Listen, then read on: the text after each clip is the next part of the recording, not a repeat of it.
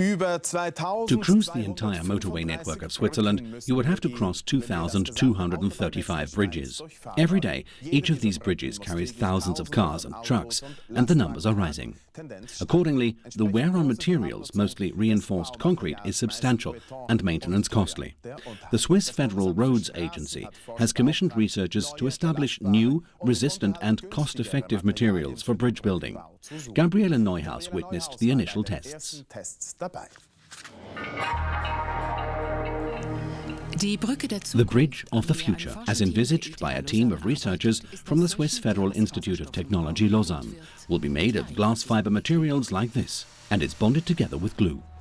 For years, the prime material used in road building has been reinforced concrete, but there are decisive disadvantages.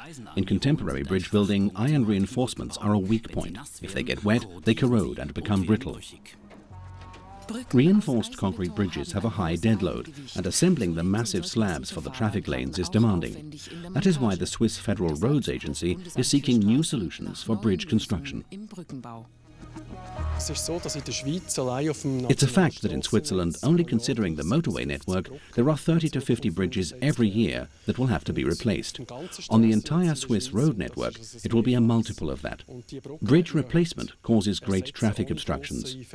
Normally, the bridge is kept open while undergoing the work, so project speed is of the essence.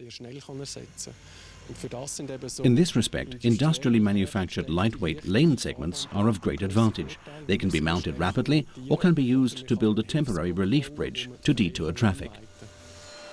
20 strain gauges on the steel girder and a total of 74 sensors on the road segments were installed to test the new material. The composite elements are now to be bonded to the steel girder using a two-component adhesive. This is a completely new approach and is to be tested for the first time on an object of this dimension.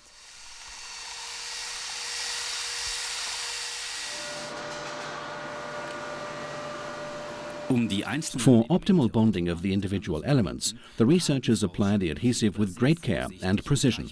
For the pivotal question is, will the adhesive stand up to the load test or not?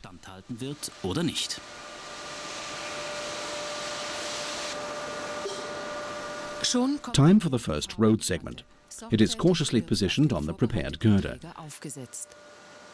To subsequently ensure valid test results, everything has to be correct to the millimeter. Herbert Gürtler is convinced that both material and adhesive process will generate great advantages.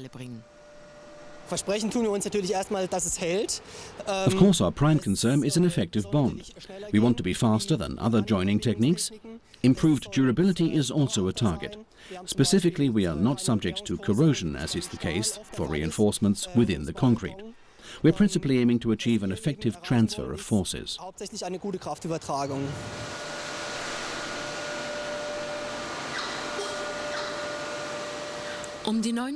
Bonding the new synthetic elements to the steel girder and joining them together requires around 50 kilograms of adhesive.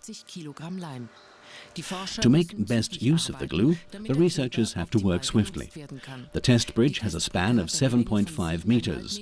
This amounts to a scale of 1 to 2 for the calculated actual bridge. Upon completion of work, the entire construction is loaded with a steel girder. Prior to the test, the adhesive now has to harden for around 2 weeks.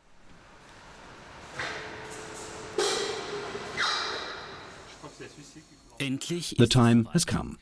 In the testing facility of the Swiss Federal Institute of Technology in Lausanne, final preparations for the load test of the bridge model are in progress. The road segments are loaded at 2 points. The technician gradually increases the load up to 220 kilonewton, corresponding to 22 tons. The load-bearing capacity of the bridge is verified. We'll then slowly advance towards rupture, which we anticipate at around 280 kilonewton. That's according to our calculations. As there is very little intelligence on this material, maximum load is only an estimate. Now the head of research, Thomas Keller, has arrived. Suspense is rising, as meanwhile the load is well beyond the targeted 220 kilonewtons. There's a suspicious cracking sound. The load is currently at 280 kilonewtons. For security reasons, Herbert Gürtler asks his colleagues to step back.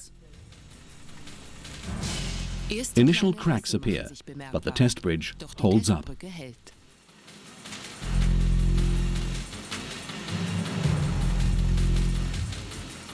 The load has already reached 346 kilonewtons. There's a distinct curvature, but girder and road segments remain intact. The load increases further. According to calculations, the bridge should have folded long ago. Then there's a bang. The bond finally yields at 410 kilonewtons. Our calculations were not flawed. Breakage behavior simply diverged from our expectations. And if we knew exactly when the girder would fail, tests would be unnecessary. Bridge builders still rely on reinforced concrete. As yet, the new material and the adhesive concept still meet with constructors' skepticism. In Lausanne, however, a further test has produced more promising results. And already next year, the first real bridge is to be furnished with synthetic road segments.